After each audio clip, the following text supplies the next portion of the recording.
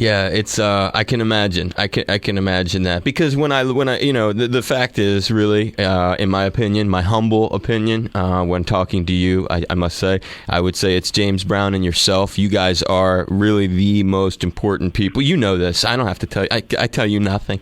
And the question I would have, though, George, is one of the things that makes you such a pioneer is the heavy sound that Funkadelic had, and the ingredients of Eddie Hazel's sound. I wonder if it's Eddie Hazel, Bernie Worrell. If you could just talk a little bit about the making it heavy, that was really a special thing.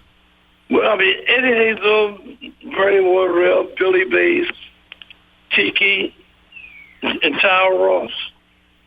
That was the first band, and they was all like 15 and 16 years old. I brought Eddie and Billy the instruments as they was learning. And they learned under Jameson and Benny Benjamin and all of those people at Motown. But at the same time, the Who and all of the rock and roll stuff was beginning to happen. Jimi Hendrix. So they had a chance to learn all that stuff at one time, and they became like the Low Funk brothers in Detroit. And then when we, started hearing the psychedelic part, they became like a psychedelic funk band. And that's where we got the concept from. Sly come along, and we hear the bass and Larry Graham stuff. And we already was playing rock and roll, but then we started, putting the emphasis on the real low end when Bootsy came with us. So Bootsy, you look at Bootsy brought Fred Wesley and Maceo, Kush, the Catfish. So we had basically James Brown band for a minute. Yeah. Totally, dude. I mean, you had these monsters. I mean, and to this day, Maceo and Fred, you look at them as having crucial alumni, yeah? Yes. I mean, they're alumni everywhere, with us and with James. Yeah, no, absolutely. I just talked to both of them, actually. I did a thing on the radio with both of them, and they're just such wonderful people. They speak so highly and lovingly of you. And also another cat who I guess deserves a lot of recognition, and it would be inappropriate if I didn't give him some moment here, Gary Scheider. Wow, yes. Yes, Gary Scheider was my right hand, for, all through that stuff. What's your most, when you think of how you have to live without him as part of the band, what's the biggest challenge or difference of not having him there? Well, just, his voice, first of all, but his son is with us now. And he actually take up a lot of that space. Okay.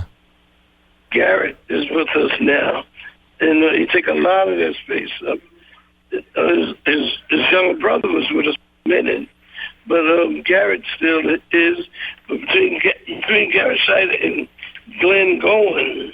Right. I mean, that was a powerful voice, too. Yep, totally. No, it was. I mean, when I think of late at night, you hear her call, all alone, I hear her call. I don't know. There's just some words, that are associated with Gary that I associate with both of you. I guess you know how it is. It's. Yeah, well, his son sings the hell out of that. I bet. That's good to know. That is good to know. Being here in Hawaii, I don't get to see you, my brother. I got to make a pilgrimage and see the newest lineup. When you think about your vision for layering of grooves, George, and that sort of orchestrated chaos of your live approach, how did that really is a vision? True? Yeah. Yes. Having Bernie Worrell in the band, you learn a lot of techniques and things, how to analyze things, and he gave us a lot of information on layering, tracks on top of tracks, and and making them stay out of each other's way. And is that something to this day, though? Do you find you're using that's something you feel like Bernie is who you give credit to that to? Oh, yeah. What brought about this collaboration, this project, Mothership, the Decatur Connection? I worked with one of the kids there, Backstreet, Backwood Boys, a while back, and he came along with these kids doing the mashup stuff, and I knew him, so we just started clowning, and they're pretty good at mashing up records, so we just got together and did it. It's neat how you've been able to reincorporate these themes throughout your career, making these classic tracks come back again in so many different ways that are creative and fresh. The Mothership theme, can you still remember when that was a brand new idea and how it came to be? Well, just the fact that we had Fred and Bootsy and all of them together along with our band. We were doing Bootsy's album, and we were talking about outer space was the theme at the time, but we felt like that was a connection between James Brown and us. That was the mother, the Mothership connection. Oh, man. And we just mixed it up with jazz and blue, funk and rock, and that was our thing, the Mothership Connect. We were headed for outer space, and we knew it.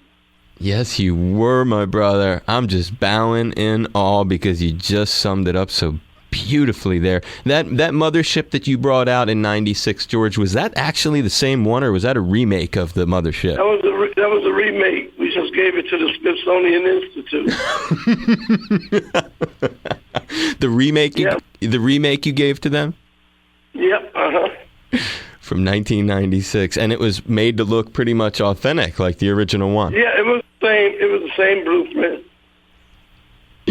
That is something else. Has the sound of the master plan for the live show changed in the last several years, or is it still ain't no party like a P-Funk party because the P-Funk party don't stop? It's still that. It's a different song, but it's still that.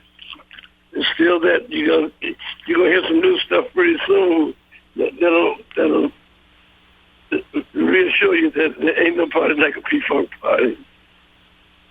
But the live show has not changed with like the Gary departing. I guess what you're saying is you're keeping the theme of the P-Funk All-Stars magic alive. Oh, yes. Yes, it's still there. Michael's still in the band? Yep. Is when you think about the records, George, is there a particular record that you hold dearest to you or that you have the most love for or pride, perhaps?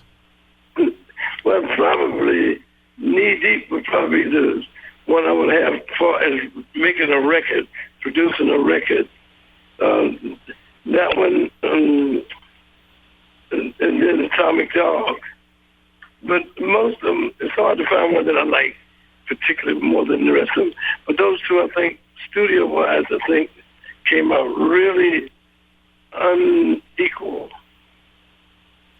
In terms... Knee Deep, and then again, Atomic Dog. Okay. Two, that obviously that really have burned an impression in your mind. Was there also a thing, George, when you realized that the distinction between Parliament and Funkadelic had been blurred beyond keeping them separate?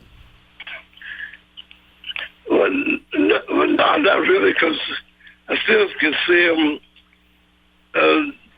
the difference in them, but we never was going to be separated, as an entity, because that was the band was one side of us, and the singer was another side, so we never ever saw it any other way but together. Right. So it was really two sides of the same group. Yeah. Is that basically a good summary of it? Yes, basically it, yeah. As a final note with you, just sort of tell you, I really appreciate you taking time to talk with us. It's been fascinating to get this insight. And as things progress with your legal battle, if you feel like you need an outlet to help reach people, I'd really love to be any kind of assistance for you. Okay, I'll remember that, and I'll give you a call. I'll give you a big hug. You stay safe, George. Okay, man. Take care. It meant a lot to talk to you, brother. It really did. Okay, man, you got it. Be safe. Aloha.